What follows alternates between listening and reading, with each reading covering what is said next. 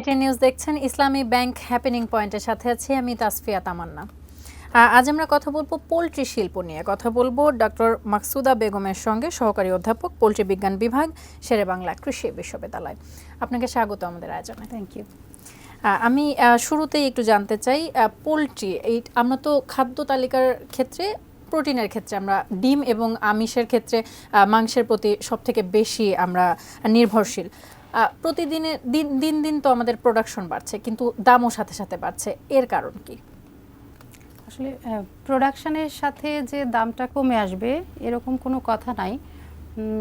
দামটা আসলে বাড়ছে, ইটস এ গ্লোবাল ক্রাইসিস। বহির্বিশ্বেও যে বাড়ছে না তা না, কিন্তু আমাদের দেশে মানে মানে বাড়ার যে গতিটা খুব বেশি, যে কারণে এটা আমাদের কনসার্ন। তো এটার একটা পোলট্রির তো প্রোডাক্ট দুইটা, একটা এগ অ্যান্ড মিট, যেটা খুব সহজলভ্য এবং দামে সস্তা। এখন এই এগ অ্যান্ড মিটের যে 70% কস্ট, এটা ডিপেন্ড করে ফিড কস্টের উপর। তো আমরা এখন তো কর্পোরেট লেভেলে যে খাবারগুলো খাওয়ানো হয়, আমরা হিউম্যান বিংও এত সুন্দরভাবে খাই কিনা সন্দেহ আছে। এত সুন্দরভাবে এটা ফর্মুলেট করা, এক্সপোর্টেড মেটেরিয়াল দেয়া। এখন আমি যদি মনে করি যে আমার স্বাস্থ্য আমি ভালো রাখবো অ্যাজ এ হিউম্যান বিং, আমি কি করব, আমার ডায়েটে অ্যাভোকাডো, এক্সপেন্সিভ জিনিসপত্র ইনক্লুড করব, if I have the money then. কিন্তু যারা নামি দামি কোম্পানি, তারা চাইলে বাইরে থেকে মানে ভুট্টা নিয়ে এসে, সয়াবিন নিয়ে এসে, বিভিন্ন ধরনের মানে যেগুলো মানে এডিশনাল জিনিস, সেগুলো যুক্ত করে এটাকে গ্রোথের জন্য যেন খুব ভালোভাবে কাজ করে, যাতে আমি প্রোডাকশন বেশি পাই, সেরকম একটা আদলে নিয়ে এসছে। তারা কিন্তু চাইলেই কনজিউমারের কাছ থেকে সেটা অ্যাচিভ করতে পারছে, কারণ আমরা হ্যাবিচুয়েটেড, আমরা বাউন্ড। আমরা অবশ্যই দিনে একটা ডিম খাবো, বা আমাদের যে চাহিদা আছে সেই অনুযায়ী মাংস খাবো। যারা মিডল ক্লাস তারাও খাবে, লোয়ার মিডল ক্লাস তারাও খাবে, কেউ কম খাবে, কেউ বেশি খাবে, কিন্তু খাবে। যে কারণে তারা এই বাইরে থেকে এক্সপোর্ট করে এনে যে ফিড ফর্মুলেশনের পদ্ধতি আর আমাদের যে মানে বাজার ব্যবস্থা, এটার মধ্যে একটা সমন্বয়হীনতা, যে কারণে প্রাইসটা বাড়ে, নাম্বার 1। নাম্বার 2, আপনি দেখেন যে একটা করোনাকালীন সময় গেল, এটার একটা ক্রাইসিসের ইফেক্ট। আর নাম্বার 3, আপনার গ্লোবাল যে ইউক্রেন রাশিয়া ওয়ার, ওইটারও কিন্তু একটা প্রভাব আছে পোলট্রি শিল্পে।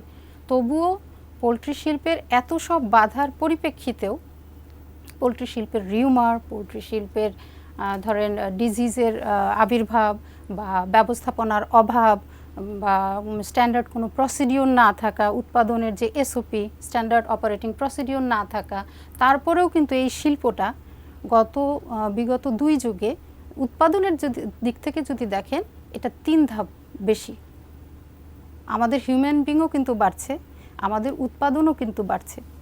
আগে আমার মনে পড়ে না যে ফ্যামিলিতে প্রতিদিন কেউ ডিম খেত কিনা, কারণ বেশিরভাগ ফ্যামিলি কি করতো, মানে তার যে ব্যাকইয়ার্ড পোলট্রি আছে সেই ডিমগুলোকে সংরক্ষণ করতো, একদিন রান্না করতো, এবং সুতা দিয়ে মাঝখানে কেটে দেওয়া হতো, হাফ, একজন হাফ পেত। কিন্তু এখন কিন্তু সেই দিন আর নাই। এখন ধরেন 2011 সাল এবং 2021 সালকে কম্পেয়ার করলেই বোঝা যায় আমাদের প্রোডাকশন 3 গুণ, আর আমাদের ক্রয় ক্ষমতাও বেড়েছে। এই 3টা জিনিসের মধ্যে যদি একটু আমাদের মানে করা যায়, এখন দাম বাড়বে, দাম তো অবশ্যই বাড়বে, কি করা যায়, কারণ গ্লোবালি দাম বেড়েছে, তাদের মিনিমাইজিং পয়েন্ট আছে, আমাদের নেই। যেমন এক্ষেত্রে যদি আমাদের দেশে অন্যান্য ডেভেলপিং কান্ট্রি যেগুলো, সেগুলোর মতো যেমন ন্যাশনাল কোনো পলিসি থাকা, ন্যাশনাল পলিসি মানে একটা ফোরাম থাকা, যেখান থেকে আপনার ডিমের প্রাইস কত হবে, বাচ্চার প্রাইস কত হবে, ডিওসির প্রাইস কত হবে, এবং টেবিল এগের সাথে হ্যাচিং এগের কতখানি পার্থক্য থাকবে, এবং ধরেন মাংসের দাম কত হবে, এটা প্রতিদিনই নির্ধারিত হবে। এরকম একটা বোর্ড থাকবে বা একটা ফোরাম থাকবে। সেই ফোরামের মেম্বার, স্টেক হোল্ডাররাও থাকবেন, রিসার্চাররা থাকবেন, একাডেমিশিয়ানরা থাকবেন, ভোক্তা থাকবেন, গভর্নমেন্টাল বডি থাকবেন, আমাদের যে লাইভস্টকের কনসার্ন পিপল আছে তারা থাকবেন। সবাই মিলে একটা ফোরাম থাকবে যারা এই প্রাইসগুলো নির্ধারণ করবে। আমাদের দেশের ক্ষেত্রে এই দামটা কিভাবে নির্ধারণ করা হয়? আমাদের দেশে এখনও সে ধরনের কোনো স্ট্যান্ডার্ড প্রসিডিওর নাই। আমি যে ফোরামের কথা বলছি সেটা নাই, কিন্তু অ্যাজ এ পোলট্রি সায়েন্টিস্ট, বা যেহেতু আমি পোলট্রি সায়েন্সের সাথে ওতপ্রোতভাবে জড়িত, আমি মনে করি এই ধরনের কোনো ফোরাম থাকা উচিত, একটা পোলট্রি ডেভেলপমেন্ট বোর্ড থাকা উচিত, যারা, যেহেতু আমাদের মানে অনেকটা প্রোটিন আমরা এখান থেকে কালেক্ট করি, এবং ছাত্র সমাজ বা মেসে বা হোস্টেলে তো আসলে ডিম মানে প্রতিদিনকার একটা ওই যে আমি প্রথমেই বললাম এটা খুবই অ্যাক্সেসিবল, খুবই ইজি। হ্যাঁ, তো মনে হয় কি যে ব্যবসায়ীরা কি সিন্ডিকেট করে এটির দাম বাড়ানোর ক্ষেত্রে কোনোভাবে জড়িত কিনা বা মানে সরাসরি জড়িত না বললেও আসলে তাদেরকে দোষ দেওয়া যায় না। আমি যদি আমার দিক থেকে ঠিক থাকে, আমার যদি কোনো ফোরাম থাকে, আমার যদি কোনো স্ট্যান্ডার্ড প্রসিডিওর থাকে, কেউ তো এখানে ম্যানিপুলেট করার অবকাশ রাখে না। আমি যখন দিনেরটা দিন ঠিক করে দিব এবং যখন কোনো ফোরাম থাকবে, যখন গভর্নমেন্টের দিক থেকে এবং প্রাইভেটের দিক থেকে সমন্বিত মানে একটা পর্যায়ে এসে যখন কোনো ফোরাম থাকবে, প্রাইসিংটা হবে কস্টিংয়ের উপর। এখন প্রাইসিং হয় কিভাবে? ডিমান্ড এবং সাপ্লাইয়ের উপর। কখনোই ডিমান্ডের উপর সাপ্লাইয়ের উপর আপনার যখন প্রাইসিং হবে, মানে ওখানে যারা ভোক্তা, যারা জনগণ, তারা লাভবান হবেন না, ব্যবসায়ীরা লাভবান হবেন, দ্যাট ইজ ভেরি মানে শিওর। কিন্তু আপনি কস্টিংয়ের উপর প্রাইসিং করেন যে আপনার কস্ট কত। আপনি একটা সিজনে দেখছেন আপনার বাচ্চার দাম পড়ে গিয়েছে, আপনি আপনার যে উর্বর ডিমগুলো আছে, ফার্টাইল এগগুলো আছে, এগুলো আপনি বাজারে ছেড়ে দিলেন। ছেড়ে দিয়ে কি হলো? টেবিল এগের দাম কমে গেল না, টেবিল এগের চাহিদাটা ওইটা পূরণ করলো এবং এক সময় বাচ্চার দাম 15 টাকা থাকে, আরেক সময় ধরেন 65 টাকা থাকে। এই যে মার্জিনটা, এই মার্জিন কমানোর জন্য এই কস্টিংয়ের উপর প্রাইসিং করতে হবে, নট মানে আপনার কত এখন চাহিদা কত সেই অনুযায়ী আমরা বাজারটা কন্ট্রোল করব। এখন চাহিদা বেশি, তাহলে আমরা একটু রেখে দিই, যেটা আপনি বলছেন সিন্ডিকেটের কথা। একদম। আচ্ছা, আমি একটু জানতে চাই, মাংস এবং ডিম নিয়ে মানুষের নানান সময় অনিরাপত্তা জনিত নানান আশঙ্কা থাকে, যেমন নানান সময় বলতে শোনা যায় যে রাবারের ডিম বিক্রি করা হচ্ছে, এই ধরনের রিউমারের কথাও আপনি বলছিলেন আপনার কথার মধ্যে। তো এই ব্যাপারগুলো নিয়ে কি বলবেন? রিউমার আসলে আমি যেহেতু পোলট্রি সায়েন্স পড়াই, আমার স্টুডেন্টদের অ্যাসোসিয়েট অনেক থাকে, তাদের ধারণা হয় যে আমি বোধহয় সব জানি। তখন আমাকে ফোন করে বসে, ম্যাডাম আমার তো হাই প্রেশার, আমি কি ডিম খাবো না কুসুমটা বাদ দিয়ে খাবো? আবার অনেক সময় আমাকে জিজ্ঞেস করে, পোলট্রির মধ্যে তো ওষুধ থাকে ম্যাডাম, এই ওষুধগুলো আমার ক্ষতি করবে না? সে নাম বলতে পারে না, টেকনিক্যাল টার্মটা উচ্চারণ করতে পারে না। আমি তার আতঙ্কের কারণটা বুঝি। এখন ডিমের যে এটা তো মোটামুটি এখন সবাই জানে, ডিমের যে কুসুম, ওটার মধ্যে আমাদের তো দুইটা লিপিড থাকে, একটা এলডিএল, একটা এইচডিএল। তো এইচডিএল যেটা, সেটা আমাদের জন্য ভালো, দ্যাট ইজ গুড কোলেস্টেরল। এবং ডিমের কুসুমে কিন্তু এই এইচডিএলটা আছে, এবং সে যখন এই ডিমের কুসুমটা কনজিউম করে, it's a god gifted technology. সে যখন ব্লাড ফ্লো দিয়ে যায়, তখন সে কী করে, ব্লাড ফ্লোর দুই পাশে যে এলডিএলগুলো আছে, এগুলো সে বার্ন করতে করতে যায়। সো লিটারেলি এটা তো প্রেশার বাড়ায় না, বরঞ্চ আরও প্রেশার কমায়। কারো প্রেশার উঠে গেছে, তাকে ডিমের কুসুমটা খাওয়ান, তার প্রেশার ডাউন হবে। এটা আমাদের একদম কমপ্লিটলি মিসকনসেপশন। আবার ধরেন আমার রিসেন্ট কিছুদিন আগে একটা প্রজেক্ট ছিল, মানে বাংলাদেশের বিভিন্ন প্রান্ত থেকে আমি ফিড, এগ এবং মিট, এই স্যাম্পলগুলি র্যান্ডমলি কালেক্ট করি রেপুটেড কোম্পানি থেকে, লোকাল কোম্পানি থেকে, ইভেন যেগুলো খুচরা কোনায় কোনায় বিক্রি হয়, বাজারের কোনায়, বা অল্প কিছু ফিড তারা নিজেরা হাতে বানায়, এগুলো আমি কালেক্ট করে আমরা কি করি, এগুলো ল্যাব অ্যানালাইসিসে যাই for heavy metals, chromium, cadmium, lead, আরেকটা কি ক্রোমিয়াম, ক্যাডমিয়াম, লেড আর কপার, এই চারটা দেখি। কোনো স্যাম্পলেই পাইনি আমি, মানে এগের মধ্যে তো পাইনি আমি, এগের সাদা অংশ, কুসুম অংশ দুটো আলাদা আলাদাভাবে দেখেছি। এবং যেহেতু করোনার সময় ছিল, আমার স্টুডেন্ট অ্যাভেলেবল ছিল না, আমি নিজে ইনভলভ ছিলাম, আমি নিজে করেছি ল্যাবে। কোনোটাতেই কোনো কিছু পাইনি। যেহেতু আমি পাইনি, আমি 3 টাইমস রিপিট করলাম, তাও আমি পাইনি, মাংসেও পাইনি। আর যেটাতে পেয়েছি সেটা লিভারে পেয়েছি, আচ্ছা, এবং খাদ্যে কিছু পরিমাণ পেয়েছি। তার মানে কি, লিভারটা অ্যাভয়েড করেন, লিভার ডিটক্সিফাই করে, যেহেতু লিভারে কিছু রেসিডিউ পাওয়া যায়। ডিম এবং মাংস তো টোটালটাই সেফ। এবং ব্রয়লারের ক্ষেত্রে অনেক ধরনের কোয়েশ্চেন আমার আসে, মাংস তো তার এন্ড প্রোডাক্টটা, ধরেন হেভি মেটালের, এটা একটু সায়েন্টিফিক হয়ে যায়, একটা সেলের সারফেস এরিয়া থাকে, সারফেস এরিয়া যদি আপনার 20-এর কম হয়, তখন সে এন্টার করতে পারে সেলের ভিতরে। আচ্ছা, এর উপরে যদি যায়, সে এন্টার করতে পারে না। হেভি মেটালটাই তো ওটার ভিতরে ঢুকতে পারে না, সেলের ভিতরে ঢুকতে পারে না। আসলে বোঝার উপায় কি, সাধারণ মানুষ কি করে বুঝবে? এটা আসলে আমাদের দায়িত্ব। আমরা যে রিসার্চগুলো করছি, এগুলো আমরা পাবলিশ করব, এটা ডিএলএস থেকে মানে প্রসারিত হবে, মানে যারা রিসার্চ অ্যান্ড ডেভেলপমেন্টে আছে তারা কাজ করে প্রকাশের জন্য দিবে, তারা প্রকাশের জন্য দিলে এক্সটেনশন ডিপার্টমেন্ট প্রপারলি কাজ করবে। আর এই যে আপনার সাথে কথা বলছি এখন অনেকে জানবে। আচ্ছা, এই বিষয়টা নিয়ে আমরা আরো কথা বলবো একটা ছোট্ট বিরতি থেকে ফিরে। দর্শক, হ্যাপেনিং পয়েন্টের সময় হলো একটি বিরতি নেন, আমাদের সাথেই থাকুন।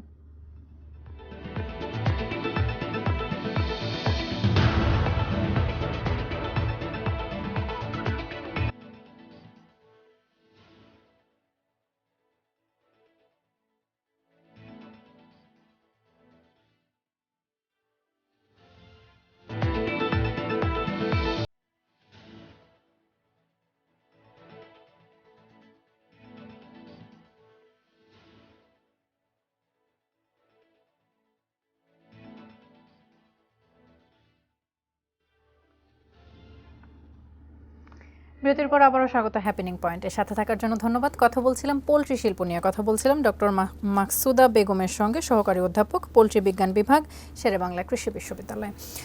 বিরতিতে যাবার পূর্বে আমরা রিউমার নিয়ে কথা বলছিলাম এবং বিভিন্ন সমস্যা নিয়ে কথা বলছিলাম। এই প্রসঙ্গে জানতে চাই যে কি কি সমস্যা বা কি কি চ্যালেঞ্জ আসলে এই পোলট্রি খাতের আমরা ফেস করে থাকি, যেহেতু এটা আমাদের একটা সম্ভাবনাময় খাত, আমরা উৎপাদনও বাড়াচ্ছি, কি কি সম্ভাবনা আমরা ভবিষ্যতে ফেস করতে পারি বা এখন করছি? এখন প্রাইসিং এটাই হচ্ছে সবচেয়ে বড় চ্যালেঞ্জ, আমাদের প্রাইসটাকে কমিয়ে নিয়ে আসা। এবং যেখানে সবচেয়ে বেশি খরচ সেটা হচ্ছে ফিড ইনগ্রেডিয়েন্টের যে পরনির্ভরশীলতা, সেটা যখন আমরা কমাতে পারবো। যেমন আমরা পোলট্রি রেশনে ব্যবহার করছি কি, ভুট্টা, soybean, corn soya based ration আমরা বলে থাকি আমাদের পোলট্রি সায়েন্সে, বা কর্পোরেট মানে যারা ইন্ডাস্ট্রিতে যারা ব্যবহার করে। এরকম একটা রিউমার ছিল যে হচ্ছে ফিটে গরুর চামড়া ব্যবহার করা হয়, আপনি রিউমারের কথাও বলছিলেন, এখন খাদ্যের যে ব্যবহার করা হয় সেই কথা প্রসঙ্গে বলছি, এইটি কি সত্য কিনা যে ফিটে গরুর চামড়া ব্যবহার করা হয়? আচ্ছা, আমি তাহলে প্রথম কোয়েশ্চেনটার অ্যান্সার আগে দিই, দেন আমি আপনার এই কোয়েশ্চেনে আসি। তো প্রথম যে চ্যালেঞ্জ সেটা হচ্ছে প্রাইসের ক্ষেত্রে ধরেন আমরা কর্ন এবং সয়াবিন দুইটাই আমাদের কিন্তু এক্সপোর্ট করা, আমাদের নিজেদের না। আমরা আসলে বাঙালি, আমরা কি ভাত খাই, আমাদের স্ট্যাপল ফুড হচ্ছে রাইস। আমরা চাইলেই রাইসের বাইরের যে কোটিংগুলো আছে, যেমন রাইস ব্র্যান আছে, রাইস পলিশ আছে, রাইস হাস্ক আছে, এগুলো ব্যবহার করতে পারি।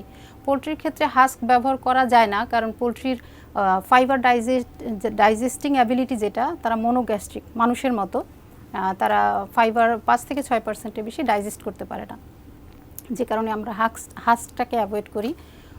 হাস্কের পরে থাকে ব্র্যান্ড যেটা আমরা বাইরে মানে লার্জ অ্যানিমেলের ক্ষেত্রে অ্যানিমেল ফিড হিসেবে ব্যবহার করে। আমরা কিন্তু ইজিলি পোলট্রির ক্ষেত্রে রাইস পলিশ যেটাতে গমের সমান প্রোটিন থাকে, আমি অ্যাপ্রক্সিমেট করে দেখেছি, এটাতে ভ্যারি করে, তবে 10 থেকে 12% মতো প্রোটিন থাকে। It's a huge protein. রাইসে কিন্তু অনেক কম থাকে, কিন্তু ব্র্যান্ডে অনেক বেশি থাকে। আবার এটার যে অয়েল, সে অয়েলটাও 9%-এর উপরে থাকে। ফ্যাট কিন্তু প্রচুর এনার্জি দেয়। এবং আমার যে পিএইচডি গবেষণা ছিল, সেই গবেষণায় আমি 20% পর্যন্ত কর্নকে রিপ্লেস করে, মেইজকে রিপ্লেস করে রাইস পলিশকে আনতে পেরেছিলাম। কিন্তু আমি যে চ্যালেঞ্জ ফেস করেছি অ্যাডাল্টারেশন।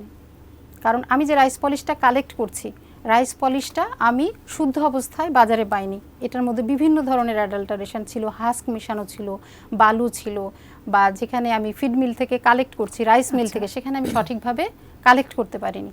তো এই প্রবলেমগুলো যদি ওভারকাম করা যায় এবং আমরা যদি পরনির্ভরশীলতা কমাতে পারি, আমরা যারা সায়েন্টিস্ট আছি, আমরা যারা একাডেমিশিয়ান আছি, আমরা যারা R&Dতে কাজ করছি, আমরা যারা এক্সটেনশনে কাজ করছি, সবাই সম্মিলিতভাবে যদি চিন্তা করি, না আমাদের রেশন ভেরি ইম্পর্টেন্ট, আমরা আমাদের রেশন তৈরি করব, বাইরের কোনো রেশন আমরা ব্যবহার করব না। সেক্ষেত্রে কি করতে হবে, যারা ইন্ডাস্ট্রিতে আছে, they have power and they have money, তারা যদি আমাদেরকে সহায়তা করে, যে আমরা সহায়তা করছি, আপনারা যে রেশন করবেন, উৎপাদন একটু কম হলেও আমরা কনসিডার করব, ধীরে ধীরে কিন্তু এটা বাড়বে। আমরা এই জায়গাটাতে যদি হাত দিই, আমাদের অবশ্যই প্রাইস কমে আসবে। এই একটা চ্যালেঞ্জ। আর নাম্বার 2 হচ্ছে আপনার দ্বিতীয় প্রশ্নর সাথে কিন্তু এই চ্যালেঞ্জ জড়িত।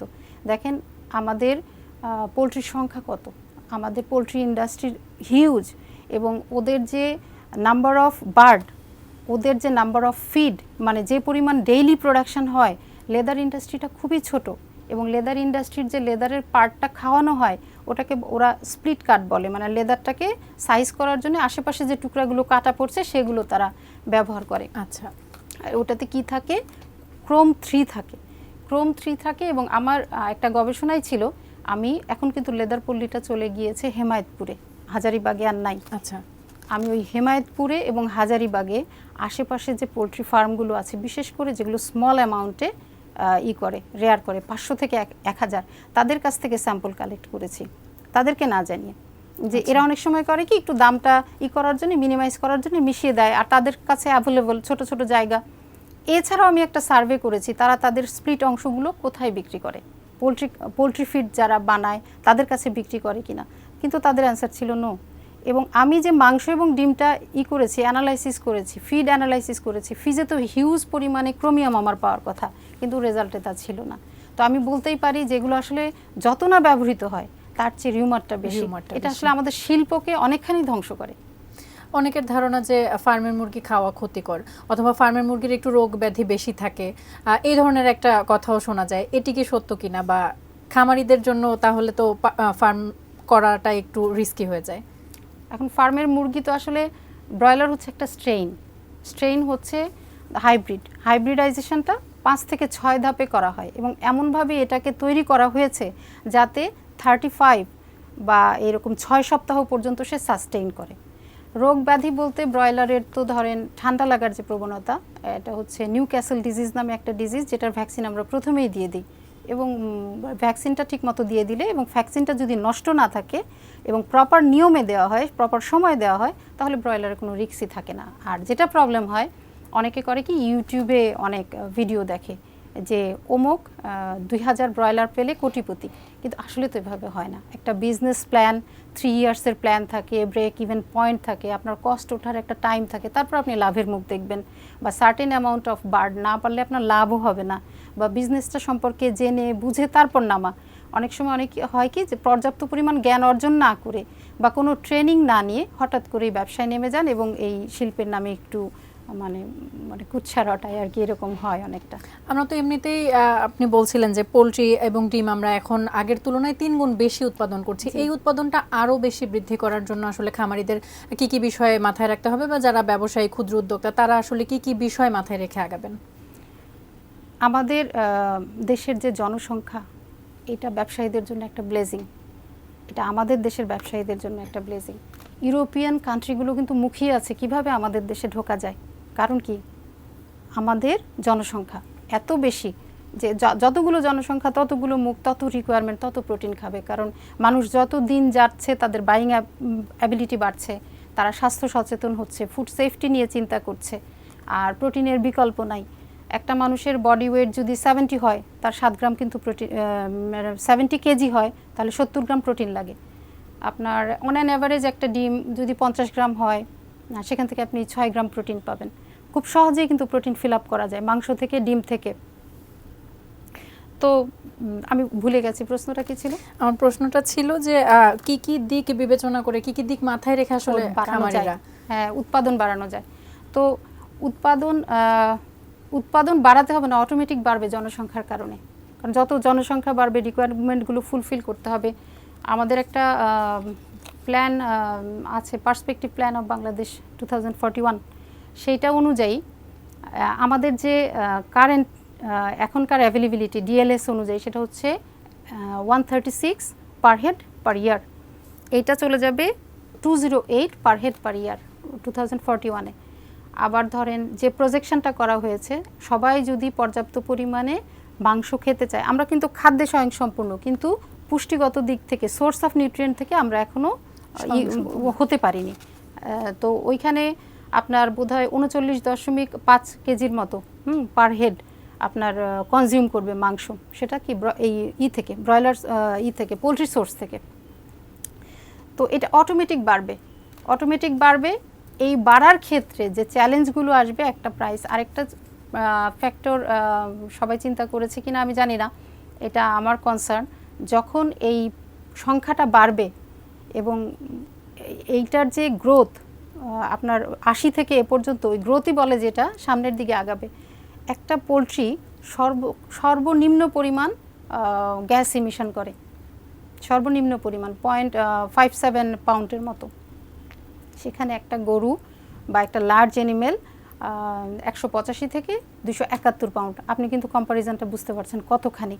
যে কারণে এটার সংখ্যা কম হলেও কিন্তু এটার পরিমাণ কম হলেও এটা যখন সংখ্যায় প্রচুর বাড়বে, এই গ্যাসের যে পরিমাণ এনভায়রনমেন্টের উপরে যে প্রভাব সেটা আমরা চিন্তা করেছি কিনা জানি না, কিন্তু এইটার মতো সহজলভ্য সোর্স এবং প্রাইস যদি কমে আসে, এত বেনিফিশিয়ারি জিনিসও আমাদের নাই এবং এইটার গ্রোথ হবে, এটার গ্রোথ থামানো সম্ভব না, বিকজ আমরা হিউম্যানরাই ওটা কনজিউম করব। তো ওই জায়গাটা ভেরি ডিফিকাল্ট, এনভায়রনমেন্টাল ইস্যুটা যখন এটা পরিমাণে এত বাড়বে এবং আমাদের জনসংখ্যা প্রত্যেকেই কিন্তু আমরা গ্যাস ইমিশন করি, ওইটা আমার একটা নিজস্ব কনসার্ন যে আসলে এনভায়রনমেন্টের কী হবে। পোলট্রি খাতকে যেহেতু আমরা শিল্প বলছি, এই সব সমস্যা মোকাবেলা করে, এই চ্যালেঞ্জগুলোকে মোকাবেলা করে আমরা আসলে এগিয়ে যেতে পারবো সেই আশাবাদী ব্যক্ত করছি। অসংখ্য ধন্যবাদ আমাদেরকে আজকে সময় দেওয়ার জন্য। থ্যাংক ইউ ভেরি মাচ, খুব সুন্দর কোয়েশ্চেনগুলো করার জন্য, যাতে যেগুলো থেকে অনেক বিষয় চলে আসছে। আর আমি খুব প্রাউড ফিল করি আমি এমন একটা ইন্ডাস্ট্রির সাথে বিলং করি যেটা দেশে অনেক বড় কন্ট্রিবিউশন রাখে এবং আরও কন্ট্রিবিউশন রাখা সম্ভব আমরা যদি সবাই আরেকটু সচেতন হই। Thank you. দর্শক, আমরা হ্যাপেনিং পয়েন্টে কথা বলছিলাম পোলট্রি শিল্প নিয়ে এবং কথা বলছিলাম ডক্টর মাকসুদা বেগমের সঙ্গে, সহকারী অধ্যাপক, পোলট্রি বিজ্ঞান বিভাগ, শেরেবাংলা কৃষি বিশ্ববিদ্যালয়। আগামী পর্বে নতুন কোনো বিষয় নিয়ে আবারও কথা হবে, দেখা হবে। সে পর্যন্ত সঙ্গেই থাকুন, দেখতে থাকুন এটিএন নিউজ। ধন্যবাদ।